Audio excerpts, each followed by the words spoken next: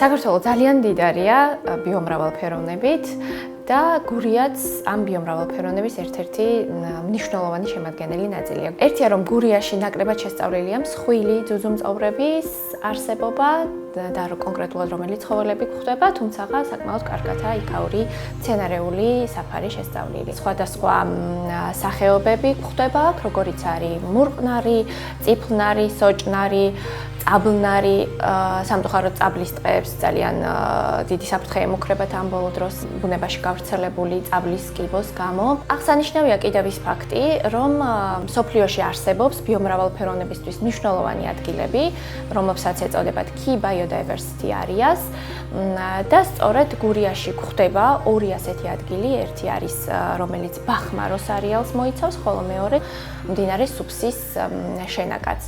გურიაში უკვე იგეგმება და დამტკიცებულია დაცული ტერიტორიის გაკეთება, რაც ძალიან მნიშვნელოვანია იმისთვის, რომ დავიცვათ გურის ბიომრავალფეროვნება მომავალში და ამასთანავე დაეხმარება იმას, რომ უფრო სიღრმისეულად შევისწავლოთ არსებული ბიომრავალფეროვნება და რაც ვფიქრობ, რომ ერთ-ერთი ყველაზე მნიშვნელოვანი და მთავარია არის ის, რომ მოსახლეობისთვისაც ძალიან საჭირო და აუცილებელია იქ დაცული ტერიტორიის დაარსება, იმიტომ რომ ეს არა მხოლოდ ბუნებას დაიცავს, არამედ მოსახლეობისთვისაც იქნება ერთ-ერთი მნიშვნელოვანი ფინანსური შემოსავლის წყარო. ბოლო კვლევებით, რომელიც UNDP-ის კვლევით არის გამოქვეყნებული, გურიაში, კონკრეტულად ჩოხატაურში 0.37 გრადუსით არის მომატებული ტემპერატურა. ტემპერატურის ცვლილება და კლიმატის ცვლილება ზოგადად იწვევს ნალექების რაოდენობაში ცვლილებას. ნალექების რაოდენობაში ცვლილება ავტომატურად გულისხმობს იმას, რომ მოქმედებს ადგილობრივ ბიომრავალფეროვნებაზე სხვადასხვა სახით.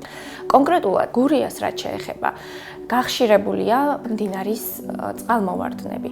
მთლიანად განადგურებულია მდინარისპირა ჭალები, მოჭრილია ხეები, არა მარტო მდინარის პირველ ტერასაზე, არამედ მდინარის მეორე და მესამე ტერასებიდანაც, რაც იწვევს იმას, რომ მდინარის პირებს არ აკავებს ხეების ფესვები და უკონტროლოდ მიდის ეროზია. ეროზირებული მდინარის პირები ვერ აკავებს წყალმოვარდნებს და წყალმოვარდნები ავტომატურად გულისხმობს იმას, რომ დააზიანებს ადგილობრივ ბიომრავალფეროვნებას და არა მხოლოდ ბიომრავალფეროვნებას, არამედ ადგილობრივ მოსახლეობასაც. კიდევ ერთ-ერთი პრობლემა, რაც გურის მდინარის პირებში ვნახეთ, არის ის, რომ გამომდინარე იქიდან, რომ ადგილობრივი ველური სახეობის ხეები დაჭრილია, უკონტროლოდ მოხდა ადგილობრივი თხილის გავრცელება, ანუ კულტივირებული თხილის გავრცელება. ეს ძალიან ცუდია იმის გამო, რომ თხილი არ აძლევს საშუალებას ტყეს რომ აღმოცენდეს, უშლის ხელს, ვთქვათ, მურყნარს რომ აღმოცენდეს, ხოლო ადგილობრივი მოსახლეობა თავის ძალებით ამ გაველურებულ თხილს ვერაფრით ვერ უმკლავდება.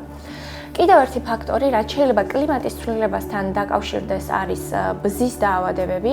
ბზის ალურა, მიუხედავად იმისა, რომ ეს არის ინვაზიური, ანუ უცხო სახეობა, გარკვეულწილად ემთხვევა იმ რეგიონებში გავრცელებას, რომელიც ტემპერატურის მომატებას მიჰყვება. კრიზისების დაძლევის ერთ-ერთი მეთოდად შეიძლება განვიხილოთ ბუნებაზე დაფუძნებული გადაწყვეტილებები, რომელსაც ქვია Nature-Based Solution, NBC-ს. ბუნებაზე დაფუძნებული გადაწყვეტილებები ძალიან ადამიანურ ენაზე რომ ვთქვათ, ეს არის ისეთი გადაწყვეტილებები, რომლებიც ერთნაირად სასარგებლო და მნიშვნელოვანია როგორც ბუნებისთვის, ისევე ადგილობრივი მოსახლეობისთვის. ადგილობრივები ამ ყველა გადაწყვეტილების მიღების პროცესში უნდა იყვნენ მაქსიმალურად ჩართულები. ჭალის აღდგენა იქნება, ტყის აღდგენა იქნება თუ სხვა, ეს უნდა იყოს მთლიანად ადგილობრივი მოსახლეობისგან წამოსული ინიციატივა და ეს არ უნდა იყოს მხოლოდ ფურცელზე, მხოლოდ ასე ვთქვათ, კითხვარებით გაწერილი, ეს უნდა იყოს ნამდვილი ჩართული პროცესები ადგილობრივებიდან გამომდინარე.